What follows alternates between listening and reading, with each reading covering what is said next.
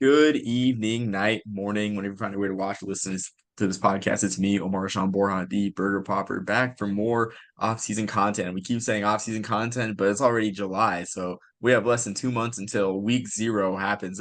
A great week zero slate. I mean, college football is college football, whoever's playing. So any slate's a good slate. So I'm joined by a guest that I've had before, talking about an Ohio State topic. I have Josh Keatley of Buckeyes Wire, here to join us to talk about some news that I'm excited about. A little bit late talking about it, but it's better late than never. But I'm sure you guys won't care that we're talking about this about a week and a half, 2 weeks after this game was announced. But Josh, thanks for joining. How's everything going?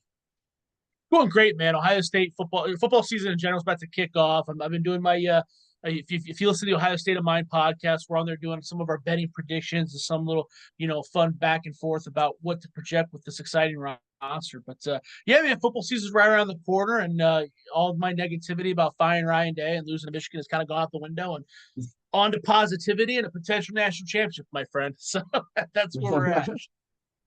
Yeah, exactly. I mean, plenty of new opportunity with this year, a clean Yeah. slate. I mean, we are on the calendar closer to a potential win against Michigan than the last loss this year. On the calendar, we're closer, about 4 months away, compared to being about 7 months away from the devastating loss in the game. So Yep. optimism all around. I mean, as an Army fan, joining a conference didn't go great the first time we joined a conference, but I'm optimistic. So so that being said, talking about Ohio State, last time you were on the podcast, we talked about Ohio State playing at Wrigley Field, which that was made official and everything. Better Wrigley Field than the experiment, the engineering project that Northwestern is doing for the next 2 years. I have choice words about that, but that'll be saved for another rant sometime. But so next year, the we're looking towards next year. Next year, Ohio State scheduled Grambling and dropped the UConn game, which we'll talk later. I know. My good friend Bobby Wilson of the TNT College Football Podcast is heartbroken over that game, over his Huskies not going to the Horseshoe. But Ohio State will play Grambling in a game that's a clash between two meaningful, relevant, important programs to the history of college football. So, Josh, I want to know your initial thoughts with dropping an FBS opponent for Grambling, a school with just such a rich pedigree and just a rich brand. So I want to be very, very straightforward too. A large part of the adding and dropping is due to financial situations. I know that Ohio State was rumored to be paying UConn 2 million, and now they're going to be paying a little under 1 million to Grambling State. Which my understanding is that that's a win for Grambling. It's a win for both because Ohio State gets to pay less, but also this will be one of the richer non-conference games that Grambling State's ever played in. So that's great for them as well. I don't know the economic value of what that means for the university. I don't know if they rely on that. If that's part of the if they weren't getting it from Ohio State, were they going to get it from somewhere else? So I want to be very clear about that. I've talked to a lot of people. This is actually something we try to talk about on our podcast a lot because Ohio State, Power Five schools or Power Four schools get hate a lot for scheduling these smaller conference schools, these FCS conferences, stuff like that. And we try to figure out, well, what is the fine? Are they required to do this? Because obviously, as a college football fan, I love watching, going to Valparaiso. I love watching one AA schools. I love watching Youngstown State, Dayton. I love watching, Mississippi Valley State, all those schools. So I don't want to see those go away. So if this is what it takes, that's great. I just wish I knew more about the financial aspects, like how much is needed to survive. I know that Ohio State fans, I don't devastated. It's not the right word because it's not like Connecticut was a Power Five. It's not like that game was going to come out and the spread was going to be 3 points, right? They're not dropping Texas or Notre Dame to go get Grambling. But when you look at the preseason rankings and things like that, it does the strength of schedule is something that comes up a lot, especially when we talk to Big Ten fans, Ohio State fans, Michigan fans, Iowa fans, and they talk about the SEC, right? Those are the two big power conferences, the Big Ten and the SEC. So Big Ten teams and fans don't like to see an FBS team get dropped for an FCS team. They just don't like it because that's something that the SEC is known to do, right? The Big Ten prides themselves. I think they play on average 10 FBS opponents compared to the SEC's like 9 or whatever the stat was. So Ohio State fans aren't exactly excited about it. You and I and other people that watch college football on a consistent basis, and watch the Celebration Bowl, and remember Tariq Cohen, remember Tavares Jackson, and all those guys. We like it more, right? We understand how important Grambling State is to college football. We understand how important it is to, that Doug Williams was to the game, and their impact. I don't know if the average college football fan does. I think that they might just look at this as an FCS opponent.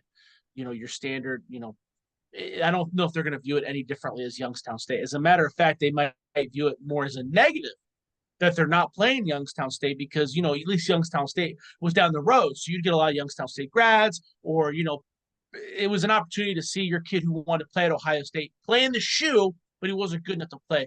Grambling State, I don't know if those players would even really care either. It's not like they're playing. It's not like Southern playing LSU, where those kids kind of grew up wanting to play at LSU and they weren't good enough, but at least they get a chance to play in that field. I don't know if the Grambling State kids are going to be as pumped about this.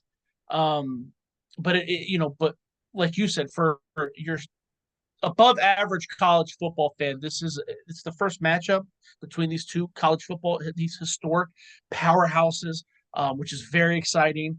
I think if Ohio State wanted to advertise it more, they could build it up and it could be really cool. It could be really special. I don't think they're going to. They had a really good opportunity to do that with Florida A&M. There's a direct link between Ohio State and Florida A&M. We talked last time I was on your podcast about Rudy Hubbard. Rudy Hubbard was a running back for Ohio State. Was one of the first black coaches ever hired by Woody at Ohio State by Woody Hayes, and he went on to be the head coach at Florida A&M and won the first national championship at the FCS level for a black college. Like that's super impressive. That's really something to be proud of if you're an Ohio State fan, if you're a Florida A&M fan. And no one knew that. If you talked to anybody that went to the game, like 5 people knew, man. You know what I mean? Like they didn't really pump it up. So it's hard for me to think that Ohio State's going to pump this up. So that's kind of a bummer. But again, it's always cool watching them play someone brand new for the first time. And I always like when they fuel these smaller programs with these check games. Another thing that's a kind of a bummer is you and I talked about a pre-show. Ohio State has played FBS opponents or FCS opponents 4 times in its history. I thought it was 5, but I believe you were right when you said 4 earlier. And 3 of those times was against Youngstown State. Now there were a couple matchups where they were closer than they should have been. I believe Youngstown beat the spread in about 2 of those games. But the last time Ohio State played an HBCU was Florida A&M. That was the Kenny Guyton year, and he threw for like 7 touchdown passes. I think the score was like 67-0 or something like that. I think Florida A&M had like 13 yards rushing. Like it was a pretty intense game. And again, that was with Ohio State's backup quarterback. So I don't know if you're going to see it to be at that extent this time around. That was back in the days of run it up Urban Meyer, who loved to. He didn't take his foot off the gas pedal. Ryan Day is not like that. Ryan Day will take his foot off the gas pedal, but it's not going to be. It's going to be uglier than it is. The game will probably likely be over by halftime, if that makes sense. Yeah, absolutely. And I think all the points you mentioned are very valid, especially the promotion aspect, where it's like there's so much that excuse me that Ohio State could do to promote this. Like Yeah. you said with the Rudy Hubbard, I think this game would be a great time for Bill Willis, historian Bill Willis, and Yep. Bob Ferguson. Yeah, Bob Ferguson, who nearly had a movie made about him. Had he won the Heisman in 61 and not Ernie Davis. Excuse me. Sorry. A little bit congested.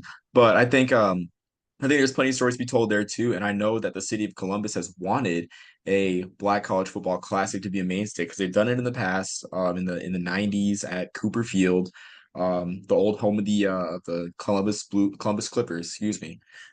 Which I should have worn the pillbox cap I have now that I think about it. I should have worn the pillbox Columbus Clippers cap I had for the podcast. Should have done that.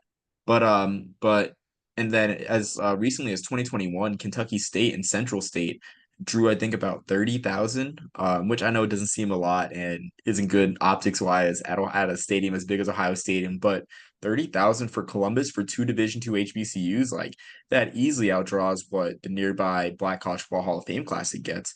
So Yes. there's a lot that they could do. promotionally for this game that with you, I agree that they would not do. In terms of the strength of schedule thing, and I think something that I dislike as a black college football fan, as a HBCU fan, is how these games are kind of viewed like they are rightfully viewed as events, but the promotional effort isn't put forward by the schools really. Um, I mean, and as a result, you have like last year, for instance, with Tennessee State, Notre Dame. Like I love Brady Quinn, one of my favorite players as a kid, but he said that the program gained that Notre Dame gained nothing from playing Tennessee State last year. And I mean, what a huge moment it was for the Tennessee State program. Instead of promoting the history of Tennessee State, promoting Big John Merritt, promoting Joe 747 Adams, Eldridge Lord's player, the Lord's Prayer, Dickey. I just wanted to mention those great nicknames of those legends. But you know, instead of promoting them, you have high profile alumni saying stuff like that that's disrespectful to those programs, that is just incredibly tone deaf. So I don't think it'll get to that point with Ohio State where we have, former players, Craig Krenzel saying something like that or or anything. But I just think that these games are only novelties because you look at the schedule like, hey, Ohio State's playing Grambling. I know about Grambling, Doug Williams, and then that's that instead of telling a story with these games. So that's really where I stand on this. I'm excited for it. I hope Grambling scores a touchdown. I think they will score because last year it was a 14-10 game in LSU. I think people forget about that. How like I remember I was at one of the couple games I went last year in person. I was at Air Force Sam Houston, and then on the scoreboard I kept seeing first quarter Grambling 10, LSU 14, and I'm like surely they're gonna break away, and LSU did break away, but still, like I mean, I think the Tigers will be game, and yeah, but that's just my viewpoint on this situation with the Grambling game. I'm excited for it, and I hope there's still time for us to see if Ohio State promotes the game. Yeah, yeah, and we'll see what they do. It's kind of a delicate dance, right? Because you can't promote it too much because then it looks like you're hyping up something that is going to be a complete blowout. But you have to. You said it best, right? There's a rich history of you talk about Bill Willis and Bob Ferguson and Rudy Hubbard. Ohio State was very much on the forefront of having black football stars. Like they really were. And this is a good opportunity to showcase that and remind people of that. So maybe not necessarily as like, don't bill it as like a prime time, like, hardcore, this is going to be a close game, but kind of like a historical event. It's the first time that these two college football titans are facing off against each other. And there's all these historical connections that have, you know, pushed our society forward. And they can do that. It's just I don't know if they're going to because they didn't do it, and there was a very obvious connection the last time. I don't even think they brought Rudy. I don't remember them even bringing Rudy Hubbard back to campus. That should have been a situation where they honored him. Someone mentioned to me too. We were talking about the Grambling State game, and a friend of mine said it would have made more sense if they took on Tennessee State. And I kind of thought, well, why? And he said, well, because Eddie George. And I was like, oh, Oh yeah. because you got that obvious kid. You don't really think about that as because I'm looking at these matchups and yada yada yada. But you're looking at ways to, hey, what's a school? What we want to go down this avenue of a smaller school, yada yada yada. But where's the connection? There's multiple Ohio State guys on that staff. You still have the HBCU angle, right? You have Eddie George, Pepe Pearson down there. That would have made more sense. I think that Tennessee State also they recruit northern school in the northern area. So there's probably more of those players that actually want to play in Ohio Stadium, right? Obviously, Grambling is, it doesn't surprise me that they hung with LSU because those kids probably wanted to play at LSU, right? They were the ones that were shunned away, just like those Youngstown State kids. A common misconception is that, I'll talk to a lot of these fans and they'll say, why are they beating these kids? These kids at Youngstown State don't even want to be here. These kids at Akron don't want to be here. And I'll talk to some of those players that were at Youngstown State or at Akron, and they'll tell me like their favorite moment was running out to the shoe because there's 100,000 people in the stands. I mean, I would play at Valpo. We didn't play we didn't play at the shoe, but some of my favorite memories were even if we got our asses wiped, they were in front of, a couple thousand people, right? In the bigger stadium, it's just kind of cool. It's memorable. So I do like that. But yeah, it's just we'll see what they do. Maybe we'll get lucky and it'll be like a Peacock game. I think if it's a Peacock game or a Big Ten Network game, maybe they'll have more of an oomph to push it. It would be cool if they brought something like maybe they brought Doug Williams up and had him flip the coin. There's a million things that they could do. I don't know if they're going to do it, if that makes sense. I would agree. I would hope it's not a Peacock game. I'll just say that. This is my personal opinion, even though it makes sense because NBC, I mean, that is the best promotion that you can do if you're NBC for the Bayou Classic because Thanksgiving weekend, like, Yeah. that's NBC's baby, the Bayou Classic. I shouldn't say baby, that's offensive because it has a history before. That's NBC's um prize. That's one of their prize broadcasts, the Bayou Classic. So I Yeah. mean that would be great promotion if they I don't see them doing Big Ten Saturday night, but I would see NBC doing that, putting that game on Peacock and no one really batting an eye, sadly. Um And you yeah, can't deny that. Peacock does a great job. I mean, the Maryland Charlotte game, that was like they did a really good job of promoting that, and like you said, they own that Bayou Classic. I feel like if anybody was going to take really good care of this game and really promote it, it would probably be Peacock. It would be NBC. I don't know. It just feels like they take these games. They have a really good ability to make these games that are not, they don't play a role in the Big Ten race at all and make them somewhat exciting. I don't know what it is. I don't know why, but they just seem to, the production value seems to be pretty high. You feel like you're watching something important when you watch Peacock. If that yeah, I agree. And every something now I and then. always point to is last year with I think it was the 55th anniversary of the Heidi game, where it's like the Jets and Raiders are in the back of the AFC playoff race, and they Yeah. pulled out that amazing cinematic introduction, just telling the history of not just the NFL and not just that moment, but of their network and how important that moment was. So if NBC were to, put this game behind the Peacock paywall, I do think that they would put great care to it. And I will say I hope that I hope they put Jack Collinsworth behind the mic. I think that man gets too much hate. Yes, he is a product of God. nepotism, but I gotta Oh say no. I like his youthful exuberance on the mic. Dude, I hate Jack Con. I'll never, dude. I see your tweets about him. I know you love him, bro. I can't get on. I would rather like, dude, Devin Garner is somebody. I thought he did a really good job in the UFL this past year, and he was doing some MAC games last year, like on CBS Sportsnet and all that. He does a really good job, right? He's got that Michigan connection, that Big Ten connection. I don't know why they don't why people they don't push him more. I guess that's Fox, but that's somebody I think I that would be somebody that I would enjoy rather than Jack Collinsworth. Hey, Yeah. whatever floats your boat, man. I know you're not the only person that's been like, yeah, that is tone deaf. That's a tone deaf take. You're not the only person. So No, it's not. It's not tone deaf. Tone deaf makes it sound offensive. It's not you're allowed to like Jack Collinsworth. He's not. He's not awful. I mean, we've all seen awful games. We all remember what was it? Was it a couple years ago when CBS had basically two color commentary guys doing the NFL game, and no, it was like um, Terry Bradshaw and like Jimmy Johnson or something, but there was no one doing the play by play. There was like 30 seconds that went by without anybody speaking. Like that's awful, right? Jack Collinsworth isn't that bad.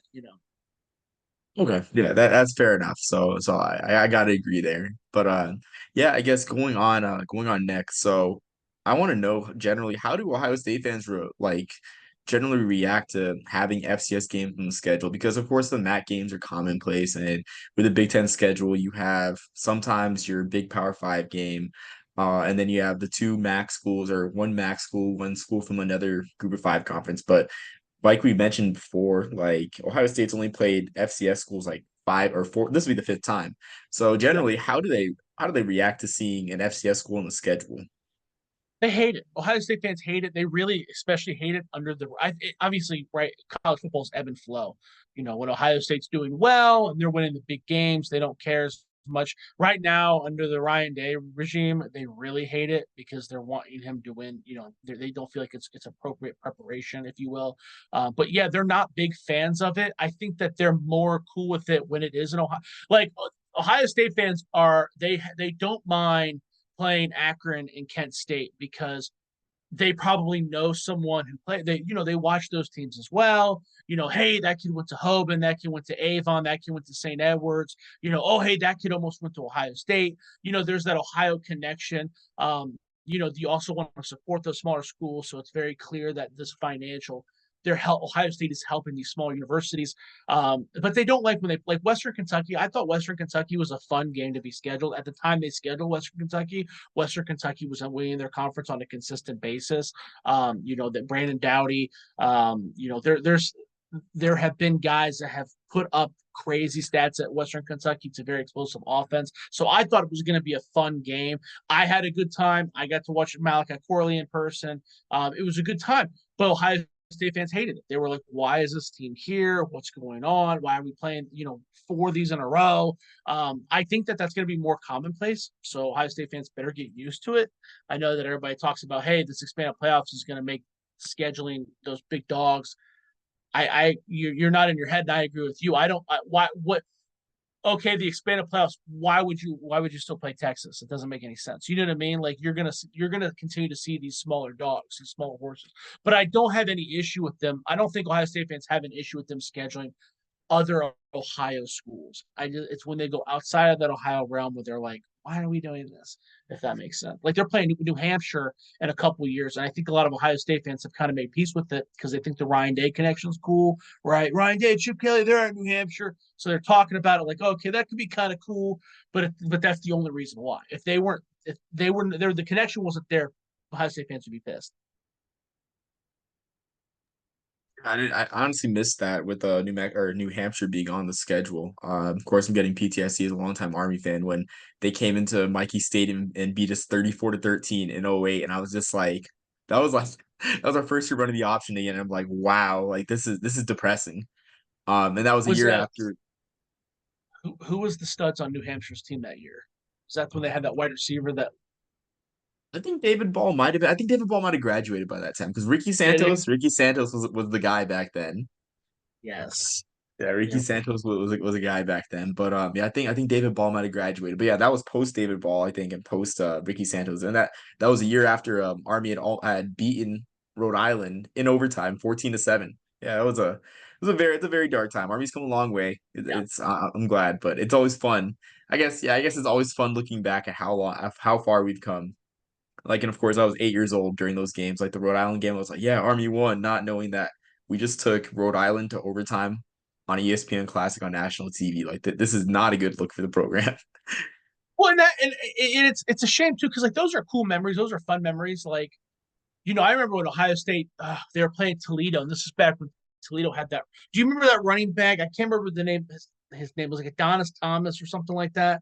But he was like he ran for over 1,000 yards like 3 times in a row. And he was real slow, didn't do anything in the pros, but he just ate Ohio State for lunch.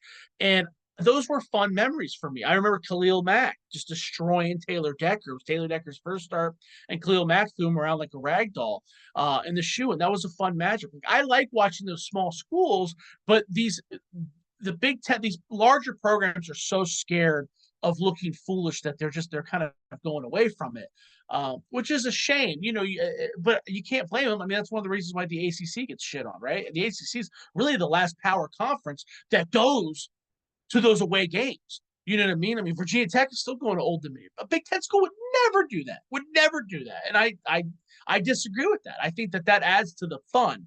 Sometimes there's no shame in losing those kind of games, especially now in the day and age where it doesn't matter. But I get it. It's all about perception, man. And it's a shame it's got to be that way because those are some of my more fun memories. And when I was a kid, those are the games me and my dad could afford to go to. Right, Ohio State. I didn't go to Ohio State, Michigan. We couldn't afford to go to Big Ten schools. Ohio State, Ohio. That's what you could afford to go see. You know what I mean? So, and we get some memories, and you remember those smaller school studs, and I feel like that remembering those guys that shine on the smaller stages, like I'll never forget watching T.Y. Hilton at FIU, or like I said, Khalil. I'll never forget watching Khalil Mack ragdoll Taylor Decker. I'll never forget that, and that just sticks out. Like it's just so memorable. And it's a shame we're gonna have. I feel like these schools just don't want to do that anymore. But you're gonna see more and more of these them scheduling really really bad schools. But we'll see. We'll see what happens. Yeah, I agree. I mean, I totally agree. So yeah, I mean, just like with those memories, I think too, something as Ohio State fans, something I keep thinking about with these like paycheck games is I always think about the 20-2 Akron Ohio State game when like those Akron teams were scrappy. I mean, Yeah, back in the day, like in the mid to late 2000s, even after Luke Getsy graduated. But yeah, like the 20-2 game. That one was certainly an interesting time. I feel like in that time period, like Ohio State was still making New Year's bowls and everything, but they would yes, have like those close calls, like the Ohio game, like you mentioned. I think you're talking about like an older Ohio game, but like the I remember the '08 one, and just I remember hearing at Fitton Field. I was at a game at Fitton Field that weekend, 2008. So what game would it have been? I think it was like either Holy Cross playing UMass or Holy Cross playing Harvard in 2010 in 2008. I mean, and I remember hearing on the loudspeakers like Ohio 14, Ohio State. Like there weren't even scores on the board. Like I think yeah. Fitton Field had a small video board, if any, if that. And I just remember hearing like, wow, Ohio's beating Ohio State, and then of course like the fourth quarter meltdown happened. But I always feel like they always had like those times where they let their guard down against the MAC Yeah, for in sure. the And they all did. You know, Michigan lost to Toledo. The year Ohio State won the national championship, they were in a boxing match with Cincinnati. They went down. They played Cincinnati at Paul Brown Stadium, and it was just an all out battle. I don't think that game was won until I don't know 2 minutes left in the fourth quarter. And I'll never forget my dad saying, "This will ruin Ohio. This will ruin recruiting. They lose to Cincinnati. This will ruin recruiting." You know what I mean? Like those, but they it's a lesson to be learned, right? You know, those guys. Ohio State lets their guard down, but those kids at Cincinnati that weren't good enough to go to Ohio State, they fight. They fight hard. Same like you talked about Akron, Bowling Green. I mean, DeQuan Finn at Toledo. That was maybe one of his better games a couple of years ago against Ohio State. You know, those guys shine, and it's fun. It's fun to see. It's fun to watch. I just wish that they would do more. I wish that they would make more of an effort to go to play away like the ACC does. Again, that would be a better. Someone told me that smaller schools don't want to do that typically. Like if Toledo was given the option, they don't want Ohio State there because they would rather have it Ohio State get that bigger paycheck, or have it at Cleveland Brown Stadium so that they can fit more people, charge more concessions and stuff like that. I don't know the economic toll or the economic details for what those teams are needed. So maybe Ohio State has a valid excuse there. But for me, I think it would. I always think it'd be fun to drive down to Athens and watch Ohio State playing at OU, you know what I mean, or Miami, like it'd be kind of cool. And the Yeah, ACC does it. absolutely. Yeah, they do, and it's certainly interesting for sure that they do that. Except I remember Pitt, like a couple years after, they had the home against Akron, and Akron beat them at Heinz Field. They're like, yeah, we're not doing that anymore, which Yeah, is yeah, yeah, which is pathetic. It was pathetic to be honest with you, but I do agree with that, and I think Ohio State's like I feel like if we're looking in the Big Ten. The schools that are more inclined to do that are, I guess, your Indianas, the schools with smaller stadiums. Is like if you're Ohio State, like why would you leave in 100,000 plus seat stadium to play. For me, I mean, maybe my mind's too simple looking at it from a capacity standpoint, but it's just like I feel like that's just a chance at like losing money. Like going from yeah, 100,000 to you know 50, not even 50, like yeah. 20,000 seat max stadium, which I wish it would happen, but I totally understand the Right. finances behind it.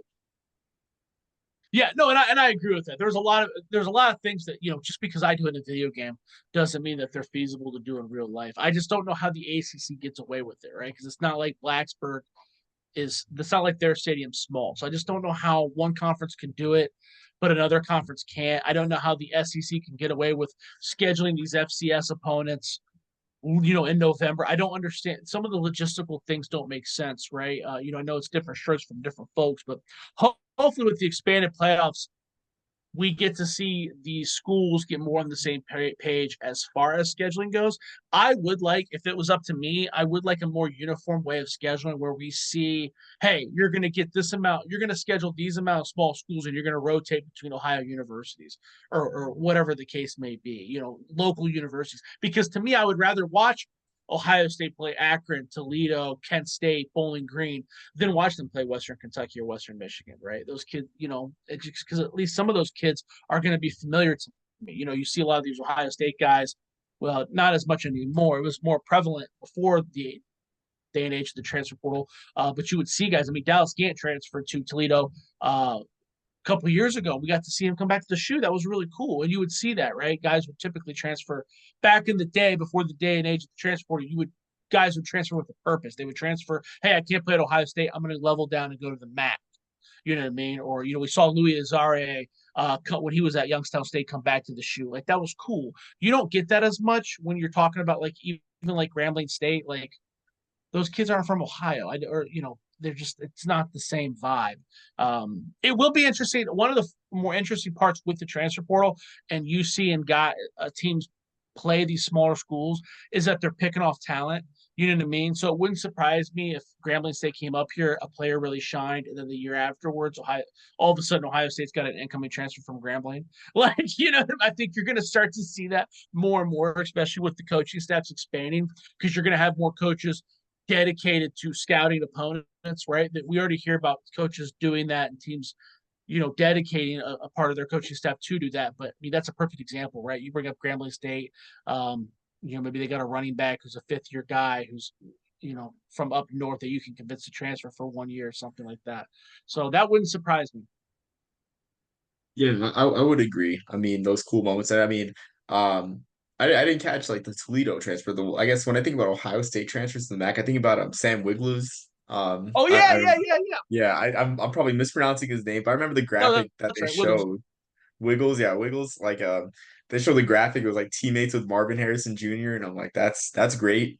But what about him? Like, Yeah, I'm yeah. like, but yeah, I think that's an interesting point too, especially like I really think as we have a chance to like step back and look at the influence the transfer portal has in the game, we can see that it's just I mean, honestly, I feel like the benefit is twofold where of course like you'll always have the power five, power four poaching talent from the group of five and pack two now for that matter.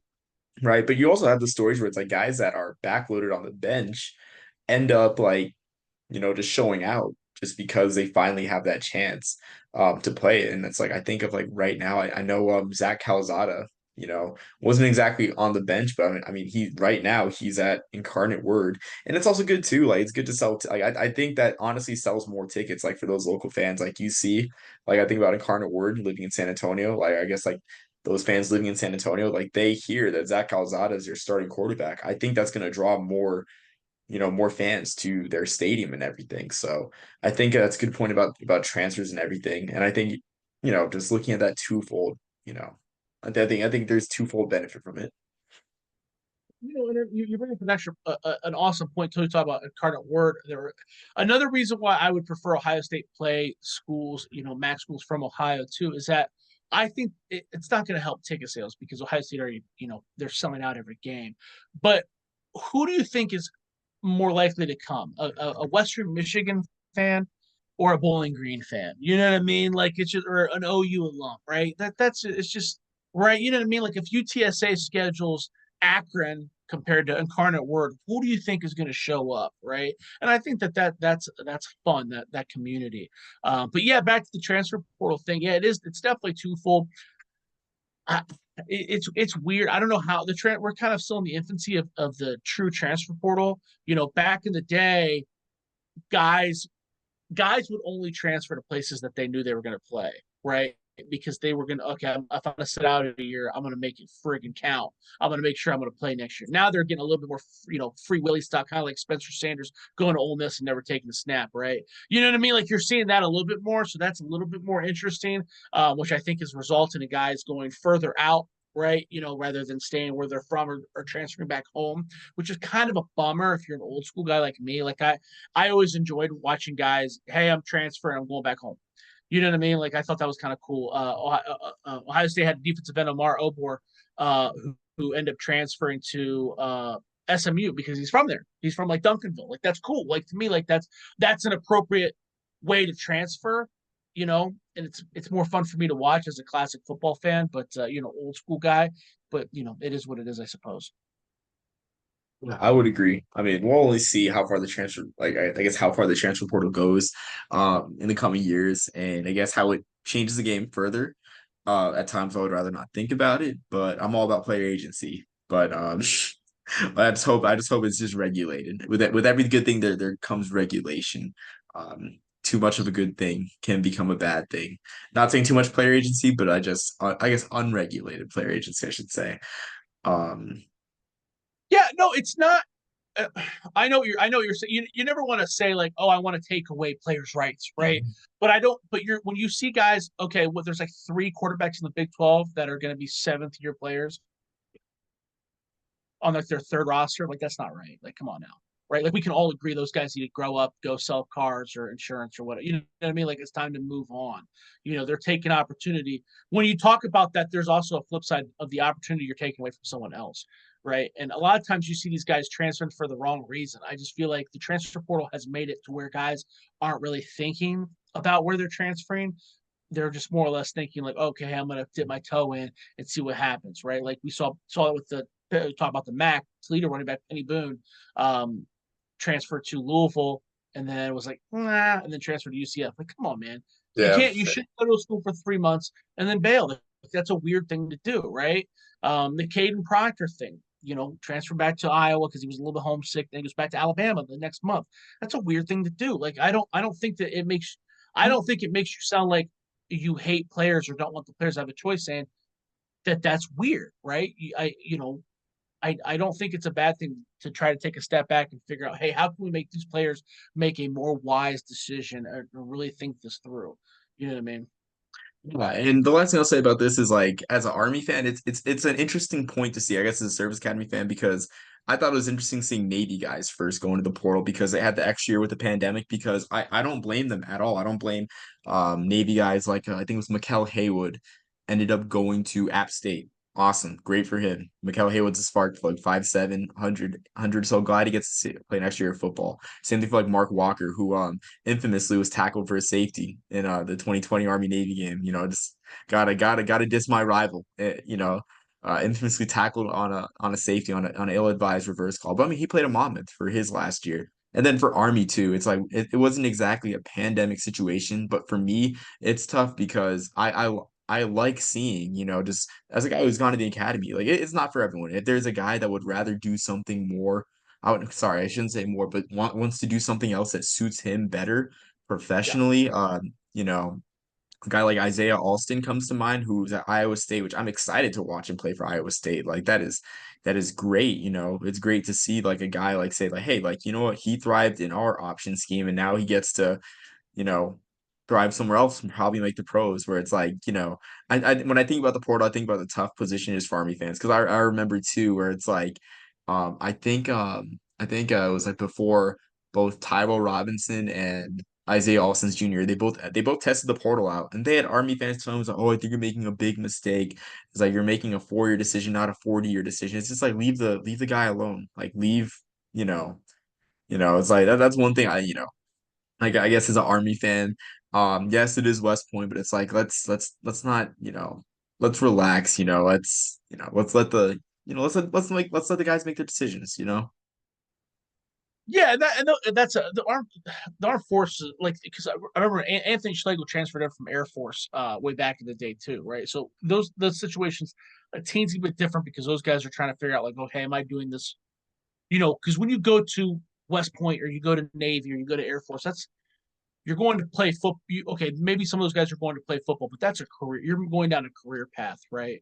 So when those guys transfer out, I don't think as less of them as a guy like Tate Martell, right? Because when a guy transfers out of Army, I don't know what his situation. There's a lot of variables that go on there. That guy's not just getting wasted on Saturday.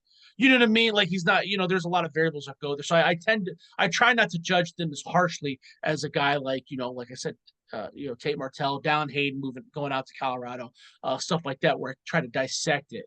But yeah, they are in a unique situation. I think there were three teams that didn't take transfers: Army, Navy, and Clemson. Clemson. Right, like so, it's like yeah, it definitely doesn't. It definitely isn't helpful for you guys or Clemson, I guess too. So Yeah, exactly. That'll always crack me up. I mean, credit to Dabo though. I remember there's a Clemson fan that I know that he said, yeah, he's like, I like the way Dabo does it, where he's like he doesn't give up on kids. And it's like, yeah, I mean, it's like I mean, it's not that they're giving up, it's just like this is just the well, game nowadays. Well, and I agree with that point. I was talking to somebody, I think it was Brock Vieira. We were talking, and he was kind of making fun of Dabo, and I agree with, football is one of those beautiful things where everybody can be right. With Dabo, there's in my eyes, there's no argument. What he is doing is the most noble thing any college football coach is doing. He's the only one that can legit go into a high school player's living room and say, listen, if you come to Clemson, you're my guy. He's the only one that can do that and be Mhm. 100% truthful. Now he's going to lose his job over it, but for the time being, there should be as much as he's going to lose his job, 50% of fan reaction should be, hey, you know what? That was pretty noble. That was the right, that's why good guys fail in real life, though. You know what I mean? It's weird that their recruiting hasn't gone up, because if I'm a recruit, I would think like, dude, this guy's the only coach that's come into my living room and hasn't isn't calling 7 people in the transfer portal. So it's weird that hasn't built up a little bit for him. But yeah, he'll lose his job over that. Yeah, I mean, sure, yeah. That's it's like you say, it's like, that's very noble, but man, it's I don't know. it just sucks that, like, the defining feature of I guess what's becoming the defining feature of Dabo's tenure is, this aversion of the transfer portal. When I think of Dabo Sweeney, I think of today was bring your own guts, like Notre Dame in the rain and everything. That's Yep. what I think of. So um it's just crazy. Well, and that's where we're at. You know, we it's both a blessing and a curse, because you and I are in this field at such a crucial point, where things are changing so rapidly. So we're seeing these coaches that are great coaches. There's no argument. Dabo Sweeney is one of the best college coaches of all time. No one wanted Clemson. No, not if this. Clemson was a powerhouse. People forget Clemson was Georgia. Deshaun Watson, Trevor Lawrence, DeAndre Hopkins, Taj Boyd. Like, it was just every single year they were a powerhouse. And now this guy can't keep up with the changes, and it's destroying him. You know what I mean? From a lesser extent, you kind of see that with PJ Fleck at Minnesota. He was building something there. Minnesota was building slowly but surely. They were building. That was a team Ohio. Like, as an Ohio State fan, I didn't want to play them because they always played you tough. He can't bring anybody in. The guy can't work the portal, so he's going to be done. That's another guy who's going to lose his job because he's not a good enough coach to handle the portal. Brett Bielema was probably, it's looking like he's going to be the same way. So it's very, we saw Nick Saban retire because of it. So it's very interesting that we're in this time period where things are changing so fast, where you can't just be a good coach anymore. You can't. You got to be able to do it all. Yeah, I agree. I mean, yeah. It's tough. It's just new college football, really. Um, but It would I also think we. be Oh, go ahead. well. I was going to say, it would also be interesting. On the flip side, it would also be interesting to see how good Deion Sanders can be too, because I feel like the transfer portal has made him a worse coach because he's not Yes. recruiting high schoolers. Like if the Yes. transfer portal didn't exist and that guy actually had to go recruit, I think we might be have a more pleasant view of Deion. But that's on the flip side. Yeah, exactly. I mean, like, he did great things with the transfer portal, like at Jackson State for sure, like getting all that great talent, like James Houston, like amazing, amazing, amazing transfer portal get when I think about it. But yeah, on the flip side, I mean, what is there to say with that situation? We'll just see when it plays out. I know I know College Football 25 thinks highly of the Colorado Buffaloes, which is crazy, but That is crazy. That is crazy.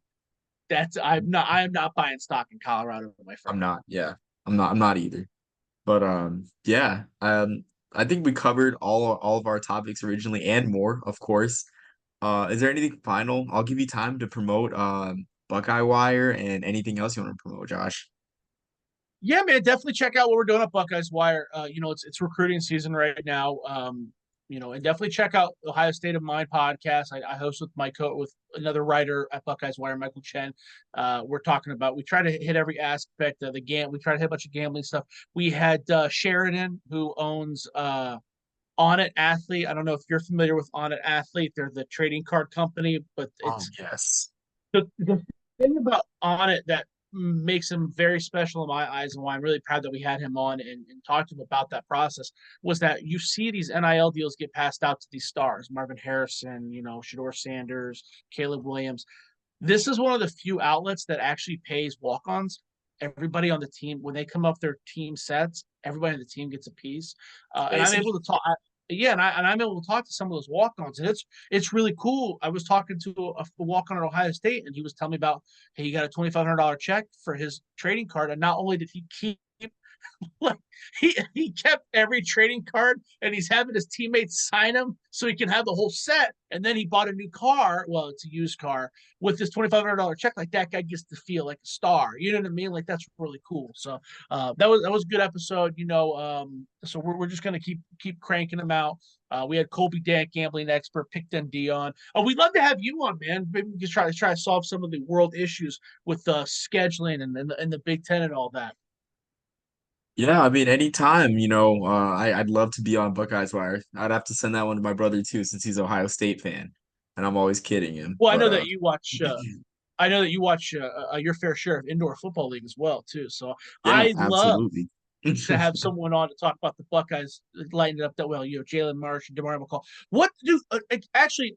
What's going on towards? Could you explain the Torrance Gibson career arc in the IFL? He'll start out the season on a roster. He'll get a couple snaps throwing the ball, a couple snaps receiving the ball. I'll go back the next week. He's no longer on the roster. Now I know that happens a lot because guys are like, "Hey, I'm going to go home and get a real job," but those guys that usually do that, they don't come back. He keeps coming back year in and year out and keeps leaving. What's going on?